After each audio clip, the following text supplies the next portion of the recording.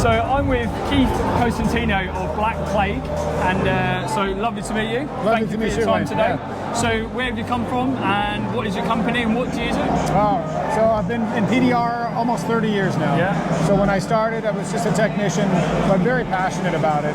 And you know, back then, the tool scene wasn't even close to what it is now. Yeah. I wasn't in the generation where you had to make all of your own tools, but I did have to make some of my own tools. And the lights you had to make yourself. So as you were getting better and better, you encounter scenarios and you didn't have a tool, but you knew what you wanted. And there just wasn't one out there. And for me, when I started glue pulling, I got pretty good at it. I liked it, but there wasn't any glue tabs for creases. Yeah, It was just round dents, and we would cut them up and make them into shapes, but they didn't work. So I came out with a line of glue tabs for creases, and I think you mentioned you still have some of the original. So good. Yeah. Those are called that's where the name comes from, actually, because we didn't have a name for the company because it was a product, it wasn't a company. Right. Okay. And they were black, and they killed the creases. So one of my technicians was a comic book artist, and he said, you know, it's like they're black and they kill the creases. They're like black death, like the Black Plague carried by rats. So he brought this logo to me. I love that logo. And I thought, that is the ugliest thing I've ever seen. Let's do it. So it became Black Plague, and after the crease tabs, we just kept innovating, and then we came out with, we were the first company to make flat and smooth tabs, which, as you know, almost every tab is smooth now because it just works. Yeah. But what I learned early on in talking to people who are, you know, historical figures in PDR, you think there's a lot of engineering behind a lot of the products, but a lot of it is just observing what's in the market and copying it without any understanding why. Yeah. So all of the tabs had a texture like a golf ball, or lines, or dots, or holes, and everyone was copying everyone else. Yeah, cool. But as a technician, I could see they're really hard to clean. Sometimes there's air in it, dirt in it, and I wanted a perfectly smooth sealing surface between the tab and the dent. And the early tabs for a dent, they had a really aggressive dome. But I came out with a tool for measuring the depth of dents years ago, and what you perceive to be, you know, 12 millimeters deep is actually less than 1 millimeter deep. Yeah. It's an optical illusion that it's that deep. So you don't need to make the tab have a 2 millimeter deep dome. It can be flat because the glue will make up the difference. Yeah, it will sit in the dent exactly. or pocket. So I discovered that through I'm not a trained engineer, just backyard engineering and common sense. Yeah, I love that though. And I figured that out, and we started, you know, when you're a kid in school, you have the little 2 pieces of glass with water for the microscope, and you can't get them apart from surface tension. That was kind of my inspiration. Right. 2 perfectly flat surfaces are already stuck together with surface tension, and you make it adhesive, it's very stuck. Yeah. But you make these 2, you know, textured surfaces together, it's not as strong. So flat and smooth, turned out that's the way it works the best. That's all the tabs, 80% of them are flat and smooth now. And then I didn't really innovate off of that design much because everything has been done for the bottom of the tab. Different shapes, sure, different thicknesses, different materials have all basically been figured out. So I stopped and said, okay, what about the top of the tab? Why is the top the size it is? And again, I believe it's just more monkey see, monkey do. The first Worth tab had that size. So naturally, everyone who wanted to make a puller after that wanted it to fit the Worth tabs. And everyone who made a tab wanted it to fit the Worth pullers. Yeah. So everybody just adopted an industry standard size. But because of that, they're all a little sloppy because the pullers need to be a little bigger to accommodate all the tabs, and the tabs need to be a little smaller to accommodate all the lifters, so they don't fit tight. Yeah. But as the Hale tabs have evolved to smaller, more brittle tabs, I noticed that they're breaking a lot. But when I started studying them and how they're working, it's my belief that the tabs necessarily aren't breaking, but the technicians are breaking the tabs. Yeah. I suppose with a slide hammer, you're putting so much force through the slide. If you was using the slide hammer, right, you're putting through so much force. And that's obviously exactly. And if you notice what you just did there with your arm, all of our body parts move on a radius. So when I'm pulling, it's not straight. it has to move on a radius because that's how we're built. It's unnatural for you to be able to slide perfectly up and down. Yeah. So you're looking down here at the tab and you're pulling it like this. All of us are. And when it really sticks, you really pull harder and they shear it or break it. Yeah. So either they don't get a pull or they break the tab. So that's the problem I started trying to tackle. And initially I tried to solve it in the slide hammer.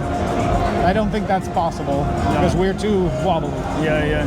So you're not gonna, especially with a slide hammer, you're putting so much force trying to get it out, but you're gonna end up at a different angle. You're not gonna be straight up all the time, are you? No. Pulling it. Some guys are better than others, but in general, it's very hard to do. So I decided to bring the problem down to the tab level and see if I can solve it at the top. So with that a general design, I said, what if I don't have to conform to that? Could I make it work better? So this is the design that I've created. This is called the super straight design. And now that we don't have to conform to the square, we have this wedge. And the wedge, when you pull it, it self-centers. So you can't pull it to the side. Now you can of course make a mistake here, but this is your job as a technician to be straight. Here the tab is locked perfectly into the receiver. When you're using a slide hammer, in actual use, when you start pulling it off center, you can feel it's loose. And as you move, you'll feel it seat and become very solid. This is an indicator that you're perpendicular as much as possible. So this is the mating surface now to cause that self-centering. And then the other constraint was the height of the tab because of industry standards. But there's a magic in the elasticity of the plastic when you're pulling. So with more material, we have a little more elasticity that can give you this kind of natural flex in the metal. So we've changed the top to self-center. We've given more material to make it more flexible. And then we tackled the faces. In the two different designs, this yellow one has a much thicker face, and the green one has a thinner face. Now, admittedly, these won't last forever. These are not going to be like the gangrene tabs that you can never destroy. But because of the gangrene tabs are so strong, the center doesn't flex as much because they're bomb-proof. These are meant to flex. With flex, you're going to have some breakage eventually, but when the center is coming up, you're happy with the trade-off because the dents are coming out faster and cleaner. In the old days, we were so inconsistent with glue pulling. If we could get something to stick and pull it all the way to the moon, that we made us happy. We were happy. Now 100%. We know how to do that. That's just too much work to put it back down. So these I've designed to just bring up the center. Maybe you have to pull it twice, but you're not going to have to pull it to the moon and knock it back down. And I suppose, like we all know, is that you know when you've overpulled something, you've now got to spend that 10, 15 or whatever minutes trying to get that flat as possible, trying to get it to flow out, and then go back to gluing if you need it. Yeah, if you make one mistake, you're going to pull it again. So I'd rather have a center just move and maybe move again, and then it's like one tap and it's done. So going back to the gangrene, I've actually still got probably the first set that I bought, the crease ones. And this thing is like, it's like that, but I love it. It's like, in my toolbox I've got this like little favourite section of the ones that I use all the time. And that's in there, like, I love it. When you're rooting through and you're like, where's that tab? I need that tab. Yeah, you become very in tune with what each one does. And you can never have too many. Like every scenario, because every dent we do is so unique. They're similar, but no two are the same. So you look at it and you go, no. Yes, this is the trying one. it on the panel. So lastly, the last component of pulling straight is the lifter. So as you know, like no part of any car is flat. They're flat-ish panels, but they all have some curve to them.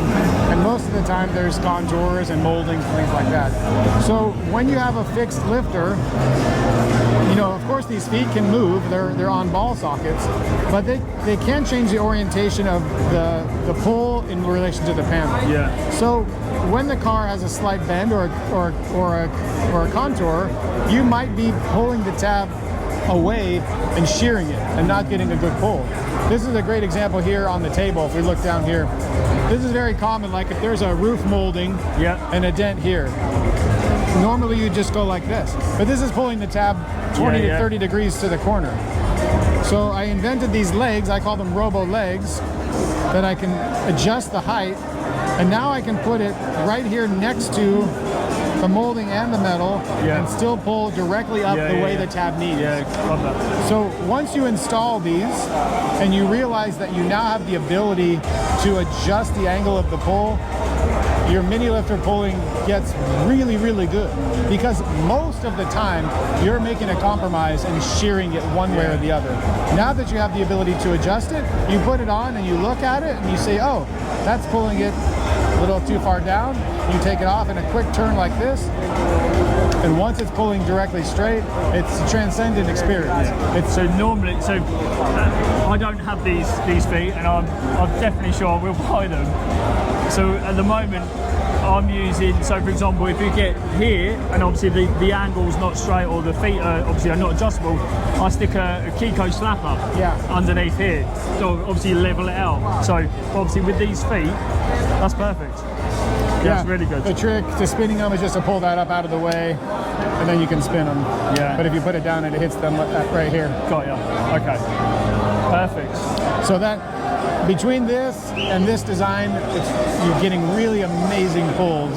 You know the kind sometimes when you put the lifter on and the whole pull is movement, and you get a little bit scared because that's sometimes more than you wanted. It starts doing that. Like, you can crack the paint on aluminum by being too aggressive, because it just moves, and it'll give that crack, that signature crack, just from movement. So you do have to be careful. It's more of a precise movement instead of just smacking it every time, pulling hard. Like a slow, nice, a decent, slow, nice pull, is it? Yeah, I mean, you'll learn the metal, and sometimes you'll want the snap, but just start out gentle, especially if it's on some thinner metal. Like, see what it's giving you first. But I'm very proud of these. I call them they look amazing. I call them the super straight tabs. And it doesn't seem like much, but this little holder I'm very proud of as well, because you've got 32 tabs here, and you can just put them in your pocket, put them on the rail, and take them with you. It fits other tabs too if you want to put some other tabs. And if you want to soak them all in alcohol, you can just put them in a little tin. Rather than all the heads going in as well. Amazing. Thank you so much for your time. Hey, it's my pleasure. It's been an absolute pleasure meeting you. Thank you. I have a partner on a podcast called the PDR College Podcast. I think I've listened to a few of them. If someone watching the video hasn't heard of them and they're starting in PDR, or they've been in PDR, but if you haven't been online networking with other people, we've got something like 300 episodes of this podcast, and we cover all the topics, but it's mostly around the business, the mindset of PDR, less so about the tools and how to fix the cars, because that's everywhere. But we really started breaking open the conversation around how much are you billing, how much are you making, what's your plan with your business, how do you run it every day, how do you market it. So if you want to grow the business that you're doing, that's a great resource. You just listen while you work. 100%. Do you know what a great idea for people to go online, whether they're just starting out or someone who's a few years in, needs to learn more. Why not? You can hear it from the best people that are in the trade. Well, I don't know that we're the best, but we're sharing everything we got. We're trying to be the best. And the other thing is that, especially in Europe, people are very protective.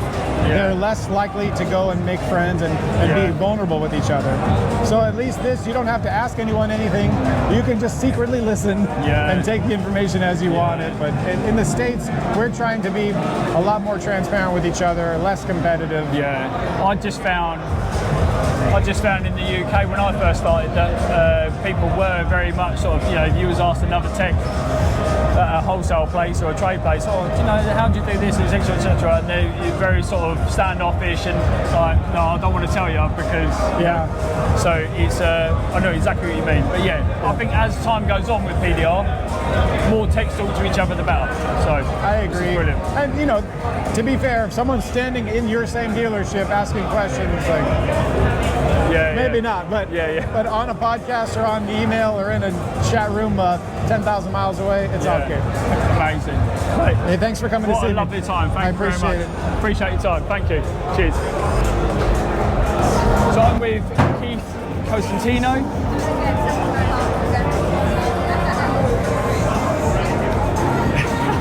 Take 3.